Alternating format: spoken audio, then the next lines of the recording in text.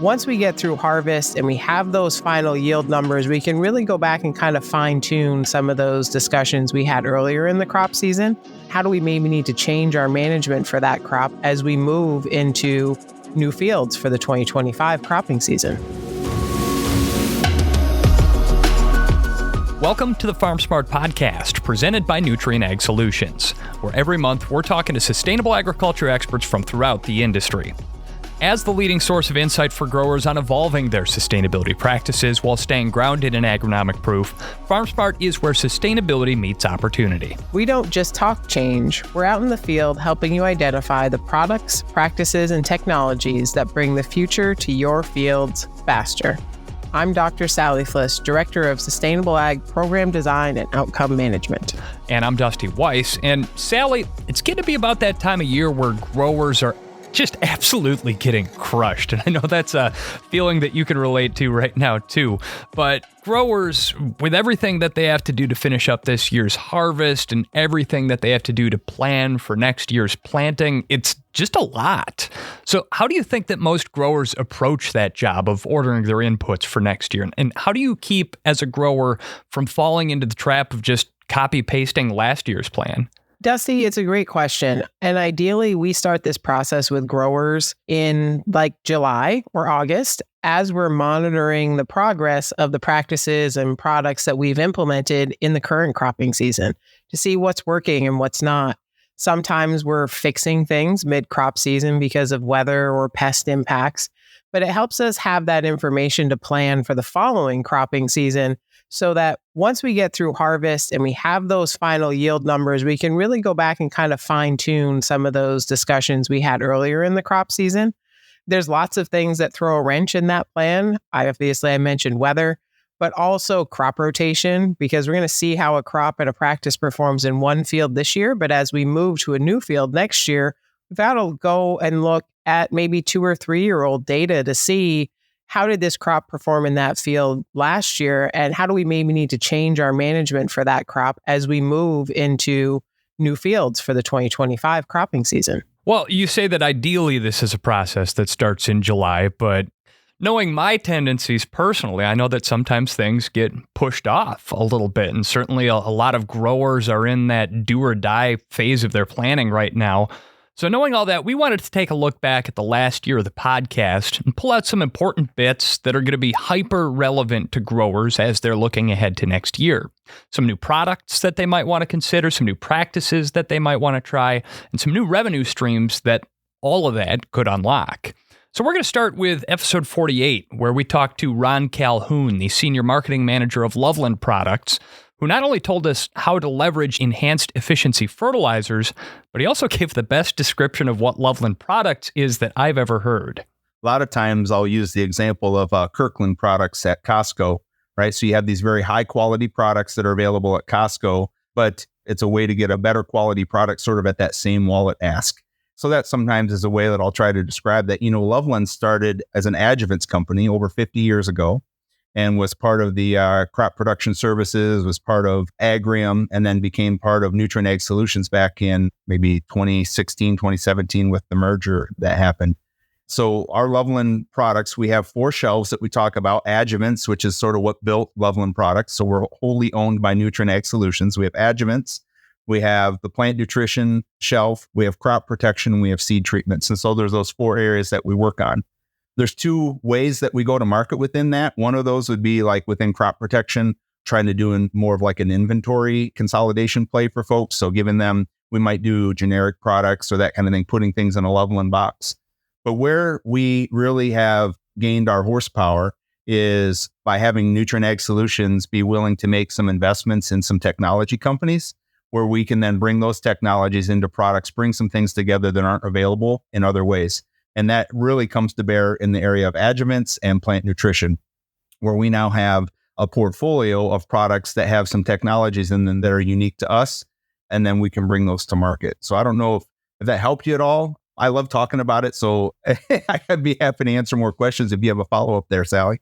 No, I think that's a great overview of what Loveland Products is and the different places that retail can interact with the brands and the products that are developed by that. And I agree, it's really great to be working for a company that invests in a lot of the things that your average retailer isn't going to invest in order to keep driving the business forward.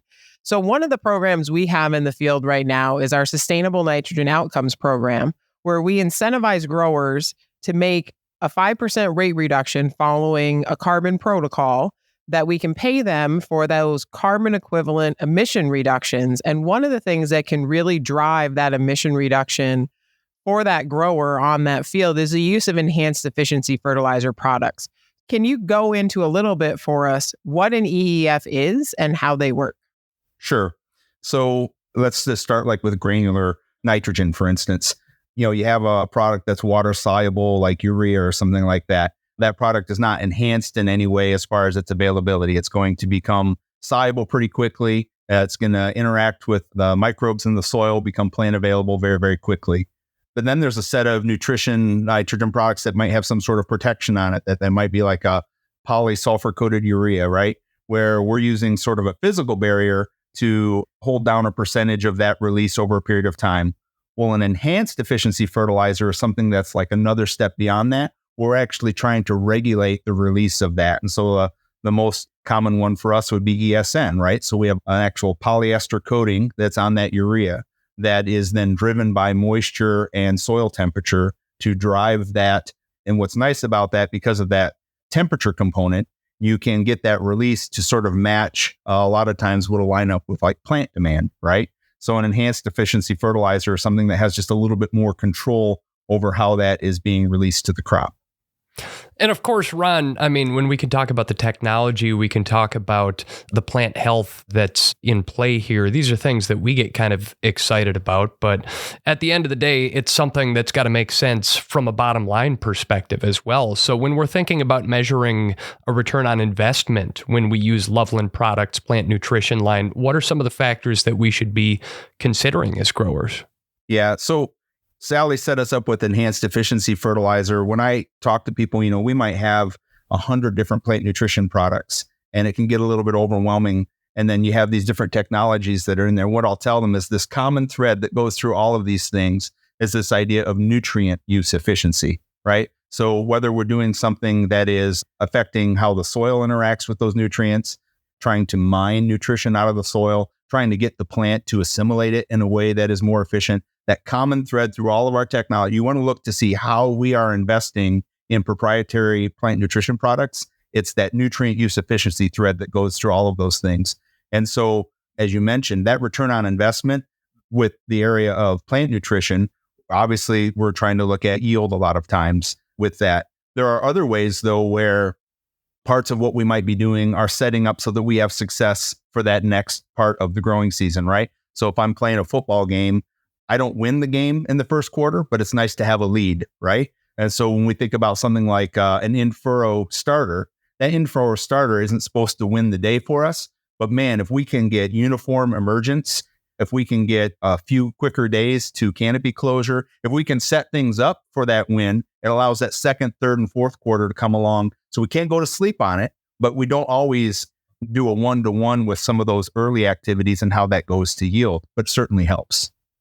Ron, as you talk about kind of through that growing season, what are the different points at which we have Loveland products that can be an intervention, either to help continue to support that good crop health that we've established at the beginning of the season, or to have maybe correct or serve as an emergency treatment as we look at some of this so we can keep driving that efficiency and yield per acre?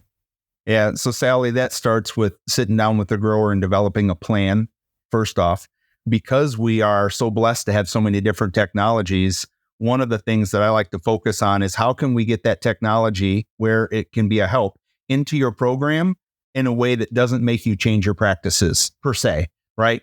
If you have an in-furrow system, we want to be making sure that we're setting you up for having some zinc availability early on in the season when we have cold, wet soils. If you're in a dry situation, what are the opportunities that we have to bring those technologies to your dry portion? And so whether that's at plant, whether that's a granular or a liquid side dress opportunity, whether that's an in-season where we're doing some tissue testing and coming by, maybe partnering something with a fungicide application, or whether that's after we're done with the crop and we're coming in and we're doing a burn down and we're putting out our granular for the next year, we're looking at those times that you're in the field, right? Is it aerial? Is it in the soil? It was whatever. And how can we fit into the things that you're already doing? Those are where we want to look at first. That is, how can we fit into your crop plan and get the most out of it? And Ron, we certainly heard from growers before that they're maybe a little bit hesitant to reduce the applied nitrogen rates as they're putting their crop in and fertilizing it throughout the year, of course, due to nitrogen's critical impact on crop growth.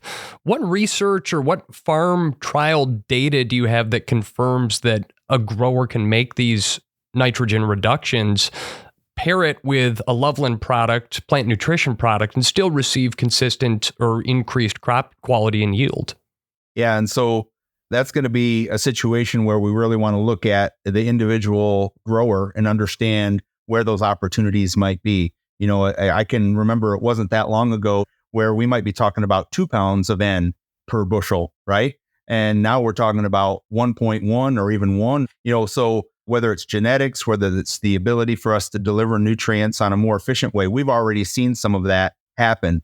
So Dusty, I think one of the things I come back to is you can't know what you don't measure, right? And so sometimes our memory of something is not quite as accurate, when we write things down and we actually know and can look back and track these things. And so we see things, whether it's the Plant Nutrition Institute, Iowa State, American Society of Agronomy, the sorts of data that they publish on nutrient use efficiency from things like nitrogen sources or potassium sources or phosphorus. And these can vary widely from 15 to 30%, 40%. There's so much meat on the bone here. If I can do it with this much nitrogen right now, and I still have 40% that somehow is not ending up in the plant, it stands to reason that we're going to be able to continue to chip away at that. And that's exactly what we've seen over the last 25 years.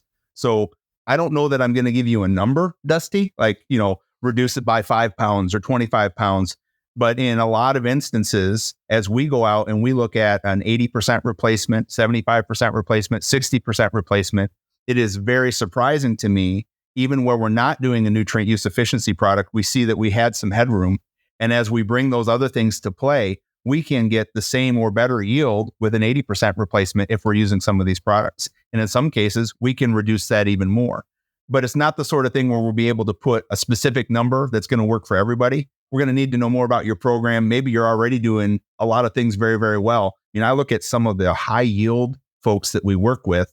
They're using Titan on their dry. They're using Accomplish in their furrow. They're doing some of these nutrient mineralization products 3 or 4 different ways within their program to have them achieve yield goals that they didn't think were even possible. So wanted to touch on some of the other Loveland Products offerings that are eligible for an incentive payment in our Sustainable Nitrogen Outcomes program.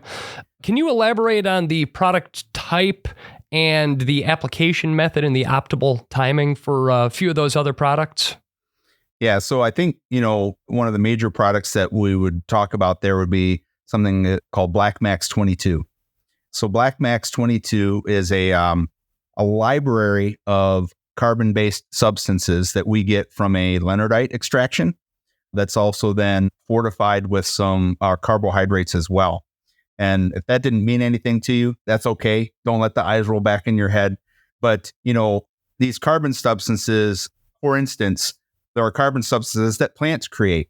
If I'm a plant growing in a situation where I don't have a lot of iron, I can actually change the chemistry of what I exude off of my roots. And that chemistry I exude off of my roots now would be organic acid that can actually solubilize some iron to allow me to take up some iron. Well, that costs that plant energy, right?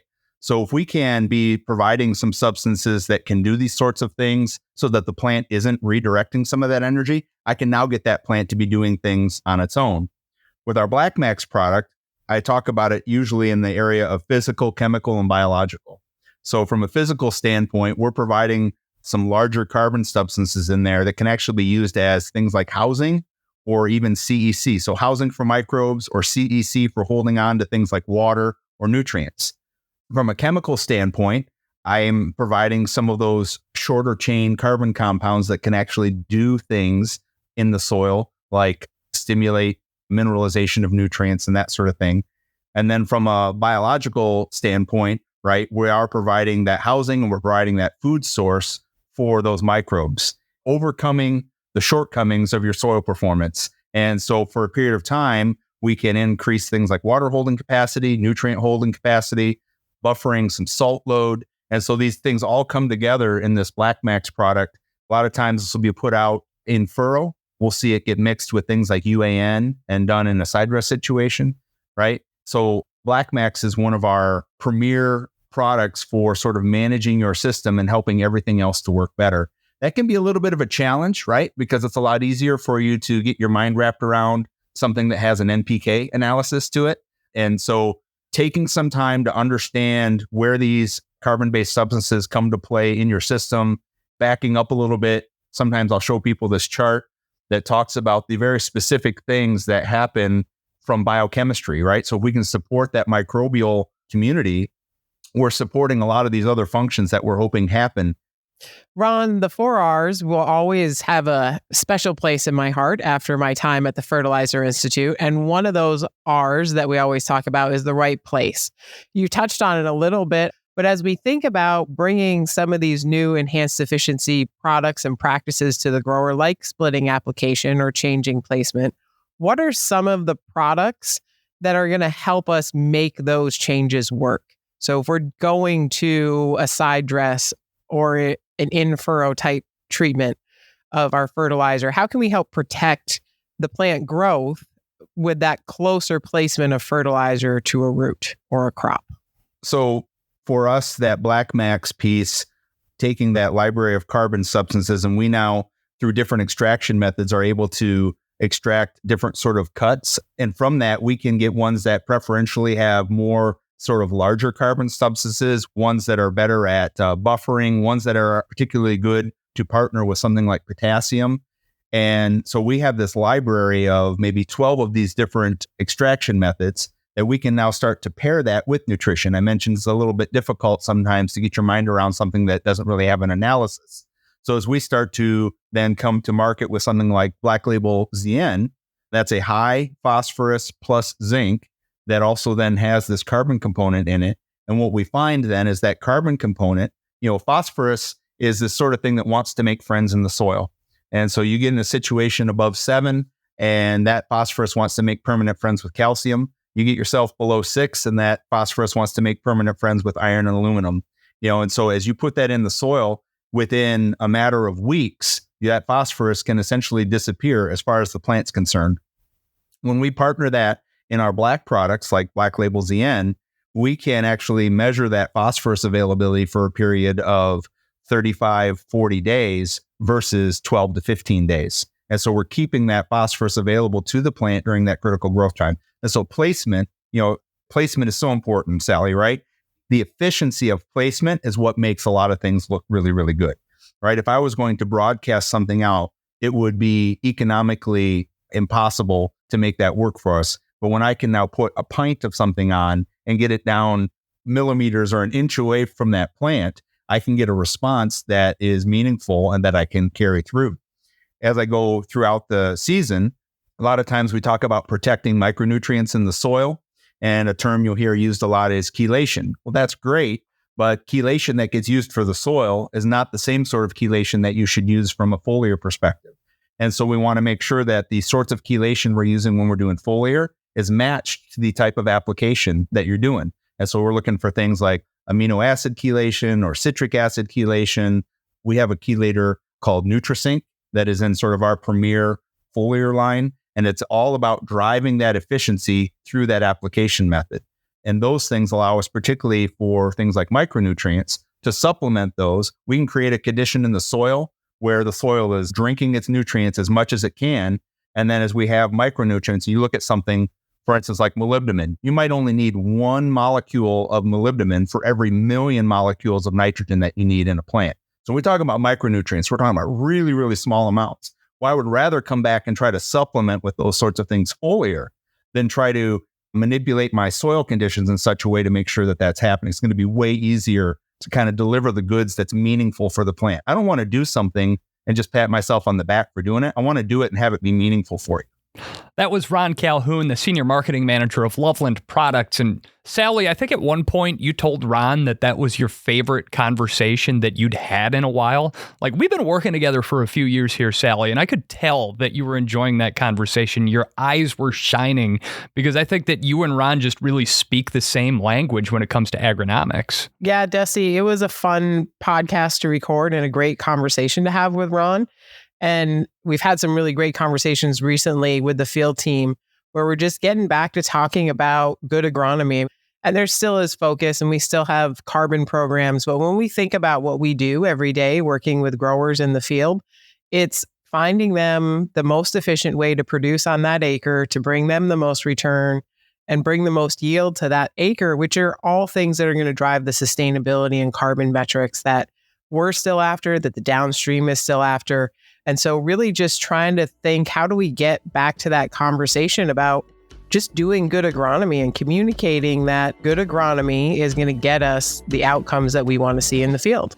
I mean, I can stand back as a layman and appreciate it from a perspective of like, yeah, science, way to go. But speaking for the rest of us who don't exactly have a PhD in all of this, it's probably good to make sure that you're having this conversation with your crop consultant as well. They're going to be able to advise on what products are best for the practices that you want to implement and keep you up to date on what incentives are available. And that is what we're going to recap coming up here in a moment on the Farm Smart Podcast.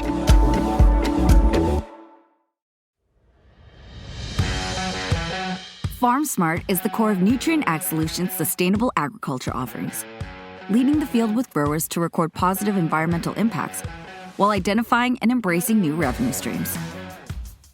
In leveraging practices and products and recording your outcomes, your reward for making informed agronomic decisions will be waiting for you in our digital sustainability platform. The data you input can help set a baseline, identify opportunities for continued improvement, and help qualify you for market access opportunities. We're here to maximize incentives and help ensure the legacy of your operation. Getting started with FarmSmart is easy. Log in or create an account with Agrible, then track your data and get paid. Getting started now means we can get to the future faster. FarmSmart, where sustainability meets opportunity.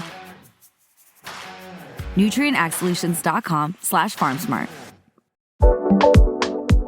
This is the Farm Smart Podcast presented by Nutrien Ag Solutions. I'm Dusty Weiss along with Sally Fliss. And Sally, one of the coolest things that we've gotten to cover on this podcast is your ever-expanding incentive offering with Bunge oilseed processing in a handful of geographies across the Midwest here. It is an exciting and challenging project that we have going with Bunge as we look to not only drive new practices on the ground for things like Scope 3 carbon reporting, but also just record what growers are doing as these opportunities in biofuels are going to start to materialize over the next 6 to 9 months with the tax credits like 45Z.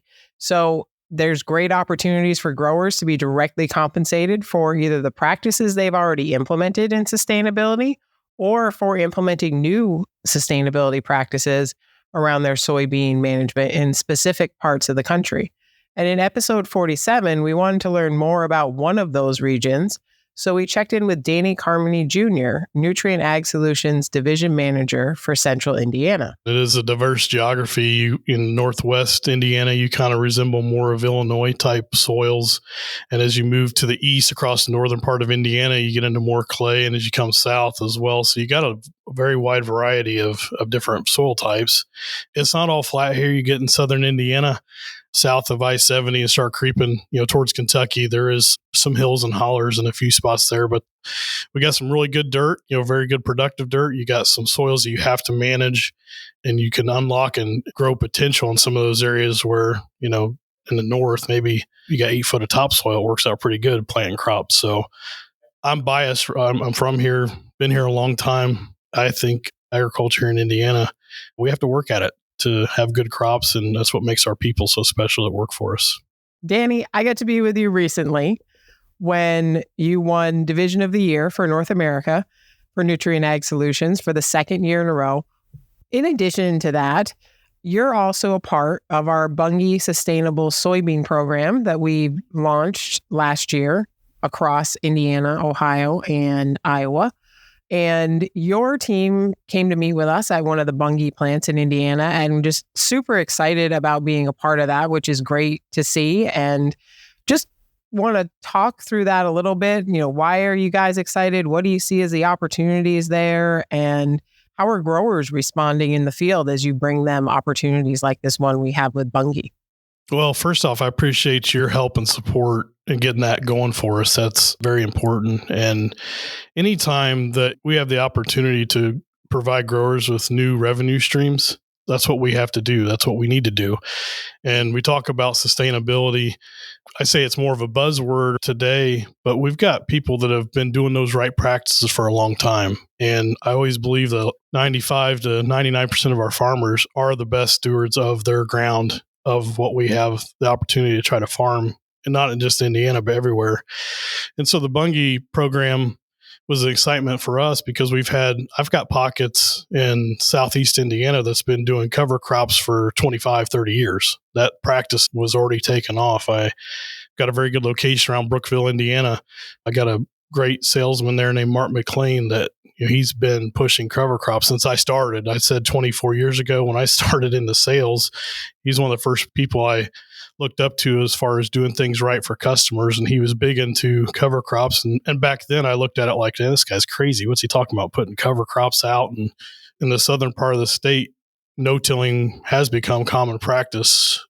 Back 25 years ago, it wasn't quite there yet. There was just a few people getting on board with just no-tilling. So a lot of the practices that we have in place, I look forward to hopefully rewarding those folks for what they've been doing for a long time. And with this program, I think we got new practices, obviously is important, but I think we can also have an opportunity to invest in those growers that have been doing right for a long time. Now, Sally, the program with Bunge, I know, is something that you worked on really, really hard to get that over the finish line there. But maybe can we recap just a little bit? How do growers in certain parts of the country stand to benefit from that partnership with Bunge that Nutrien Ag Solutions has put together? For sure, Dusty. So that program is designed to help us bring lower carbon intensity beans or carbon insets to Bunge and their downstream. So as we work in Iowa, we're really looking at that carbon intensity biofuel space and how do we impact that. But in Indiana and Ohio, we're working on that inset piece. How do we carry that carbon footprint down to the end user, to that product that sits on the shelf in the grocery store? Or, what I'm excited about in some of these opportunities is in the meal side of that processing, we're taking it to chicken feed or we're taking it to dairy feed. So how do we track that through the animal feed side of thing and really start to build these supply chains out to, like you say, Danny, bring more value back to the grower, because all these players want to make claims on sustainability and carbon. So there's opportunities for growers to sign up in some specific geographies, and we can share the sheets for the different geographies in the notes for the episode as to where growers are eligible. Danny, I wanted to circle back to your new practices. What are some of the opportunities you guys have found for combinations of products, tools, practices as you look at those new acres to get engaged in sustainability in a Bunge program? Yeah, so the new acres, obviously, if they're not no-tilling or not using cover crop, that's an easy thing. But we got a lot of products in our lineup that we can use in crop to A, support the crop, and B, qualify for the sustainability side of it. The thing I'm excited about is we've used these products. We are seeing benefits for our grower customers already with them. So now we've got a great excuse to go out and say, hey, let's do the right thing on the sustainability side. Also, you're going to use these products that are going to be good for your farm, good for your crops, and A, put more money in the bank from a yield perspective, and then B, hopefully enhance their revenue stream with sustainability programs like this one. Speaking there with Danny Carmony Jr., Nutrien Ag Solutions Division Manager for Central Indiana. And Sally, as we're talking about products, practices, and incentive programs, I mean, I've heard it before. I'm sure you have too. A lot of farmers are going to tell you, well, I've already got enough to keep track of. I don't need to add more to that. Dusty, I don't know, and you'd have to go back through the episodes and figure this out, but I would be surprised if there was an episode where we haven't mentioned data and how critical having good data and having that data in a place where it can be easily accessed for us to report on and find the value is critical to this. with our tools like Agrible, we're able to help growers have the data in a place that we can easily report it back out to these downstream companies and help find the values at a per acre basis for the outcomes they can generate. And in episode 46, we talked to Nutrien Ag Solutions Director of Digital Sustainability, Ryan Adams, about some of the new features they've been adding to make Agrible even more useful than it's been in the past. Agrible is our digital tool set that we use to collect the data that we require to create our sustainable outcomes. So there's a whole range of different types of sustainability projects we can participate in, from a footprint measurement type project through to a scope 1 or scope 3 carbon offset, which you've probably heard Sally talk about on the podcast. So Agrible is the tool that we use to make sure all that data gets collected in a single spot and is in a form that we can then take it and package it off to different groups to run calculations or assessments on what's happening on the farm, or just create an impact assessment of how that operation is performing. Ryan, we haven't really covered Agrible's capabilities for almost 2 years now. And I know we've made a lot of changes and improvements in the interaction. One of them that I think is pretty unique to this platform is that ability for the grower and their crop consultant to interact on the same platform, kind of almost at the same time. Yeah, that was one of our key pieces of feedback, mostly from our field team, but also from growers, is that they're working on a daily basis with their agronomists to make their plans on their farm. And they needed their agronomists to be able to interact with them in these sustainable data sets and be able to put their input into what's happening on the farm. And one of the constraints we have with trying to get verified outcomes is that we have to have an explicit audit trail on who put what data into the system, when they put it in, what did they change. And you can't do that if you have multiple people sitting down at the keyboard. So to enable that functionality, we expanded use so that our crop consultants and agronomists can log in. They can input the data for what's happening on the farm or field, be able to help fulfill those records that they're already capturing in their field today, and then be able to have the grower come in as well, and they can participate as much or as little as they want to fulfill that record and fill in their field story. Ryan, I think that's actually a really brilliant feature to include in the thing. As a small business owner myself, I know that my QuickBooks is the same way, where I log in on the regular, or at least I'm supposed to keep track of my expenses. And then at the end of the year or throughout the year, my accountant can log into that same account and see what I'm doing in there and verify or fix the things that I messed up. And I imagine that all of those are some of the benefits of being able to have your own crop consultant log in and work with the data that you've accumulated in Agrible. We mentioned at the beginning of this that this is the first time that we've talked about Agrible in more than 2 years on the podcast here, at least at length. And so that's certainly one improvement that's been made over that time span. But what are some of the other things that have been added on or improved about Agrible over the last 2 years? Yeah, one of the biggest things we've improved upon are the types of programs that we can support within the sustainability space. So 2 years, when you guys would have talked about Agrible, the focus would have been primarily around measurement and footprint assessments. So those types of programs look at what activities are happening on the farm, and it assesses the greenhouse gas or ecological footprints of what's happening on that farm. And we've taken that and we've gone a few steps further. So now we work in more of the different carbon markets. We've explored soil organic carbon projects, and we've expanded Agrible to support that type of project, going into both a scope 1 or scope 3. And really the difference for that, anyone listening, it's the level of rigor that we have to put the data set through in order to get to verification. It's largely the same data set, which again, we should be picking Sally's brain on exactly how that works. But we can support those highly detailed projects for carbon, and we can send it to those higher levels of verification and auditing to get those higher level outcomes, which ultimately hold more value for the grower. We've also expanded it to support other types of sustainability programs, such as nitrogen management, which is our snow program that you guys have talked about, I think, quite extensively across the podcasts.